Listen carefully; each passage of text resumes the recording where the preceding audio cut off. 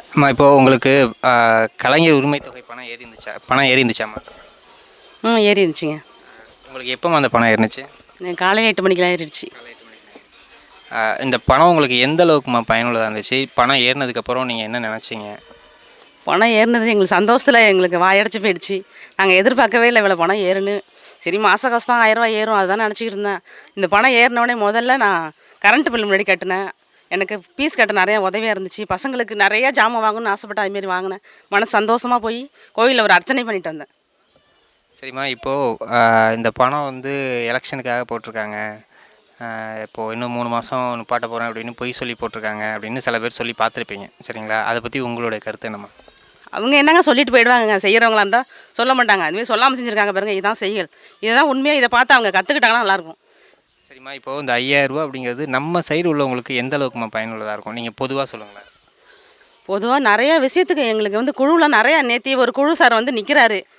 குழுவுக்காக போய் எடுக்கலாமா வேணாமா, இல்லை யார்ட்டையும் கடன் வாங்கலாமா வட்டிக்கு வாங்கலாமான்னு யோசனை நேரத்தில் இந்த பணம் கை கொடுத்துச்சிங்க. எங்களுக்கு எங்கள் மானத்தை கவர்ந்து பண்ணுச்சு. இப்போ வீட்டில் இந்த கலைஞர் உரிமை தொகை இல்லாமல் வேறு ஏதாவது நலத்திட்டங்கள் மூலமாக நீங்கள் பயனடைகிறீங்களா? கண்டிப்பாக. எனக்கு 3 பெண் குழந்தைகள். அவங்க கொடுக்குற பணத்தில் நான் நிறையா அவங்களுக்கு மாதம் மாதம் ஏறுற பணத்தில் நிறையா நான் பெனிஃபிட் அடைச்சிருக்கேன். எங்கள் பசங்களுக்கு 3/4 உதவி பண்ணுறதே இந்த பணம் தான். அந்த புதுமை பெண் திட்டம் அது மூலமாக உங்களுக்கு பணம் வருதுன்னு சொல்கிறேன். வருது. பசங்களுக்கு 3 பசங்களுக்குமே புதுமை பெண் திட்டம் பணம் வருது. இந்த ஆட்சியினுடைய செயல்பாடு எப்படிமா இருக்குது உங்களுக்கு? அதை பற்றி நீங்கள் என்னம்மா சொல்கிறீங்க? இதெல்லாம் வார்த்தையால் சொல்லவே முடியாது. எங்கள் மனசு சொல்லிகிட்டே இருந்தால் இன்றைக்கி பொழுதன்னைக்கு சொல்லிகிட்டே இருக்கலாம். அவ்வளோ நல்லது நடந்துகிட்டு இருக்குது. எல்லா விதத்துலையும் நல்லது நடக்குது. வயசானவங்கலேருந்து சின்ன பிள்ளைங்கள்லேருந்து குழந்த பிறக்கிறவங்கலேருந்து கடைசி காலத்தில் 60 வயசுக்கு மேலே பென்ஷன் வர வரைக்கும் அவங்க மூலியமாக தான் நாங்கள் உயிர் வாழ்ந்துக்கிட்டு இருக்க மாதிரி இருக்கோம். இவங்க ஆட்சியில் இந்த ஆட்சி தொடர்ந்தால் இன்னும் எங்களுக்கு நல்ல சந்தோஷம். மக்கள் நல்லா இருப்பாங்க. ஒரு சில பேர் 2000 ரூபாய் பணம் தரேன் அப்படின்லாம் சொல்கிறாங்க.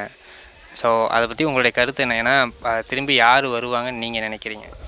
கண்டிப்பாக ஸ்டாலின் ஐயா தான் வருவாங்க. முதலமைச்சர் அவர்கள்லாம் வருவாங்க. வேறு யார் வரவும் வாய்ப்பு இல்லை. இந்த அளவுக்கு யாராலும் செய்யவும் முடியாது. சொல்ல தான் முடியும். சொல்லிட்டேன் தரேன், இந்த தரம் அந்த தரம் வாங்க. பார்த்து 10 வருஷம் பார்த்தோமா இல்லையா? இந்த தரம் அந்த தரம் நாங்கள் என்ன கொடுத்தாங்க? இந்த அவங்க சொன்னதை தான் திரும்பி எங்களுக்கு ரிப்பீட் பண்ணாங்க. ஆனால் இவங்க மாதிரி யாராலும் செய்யவும் முடியாது, செய்ய போகிறதும் இல்லை எங்களுக்கு. தேங்க்ஸ்.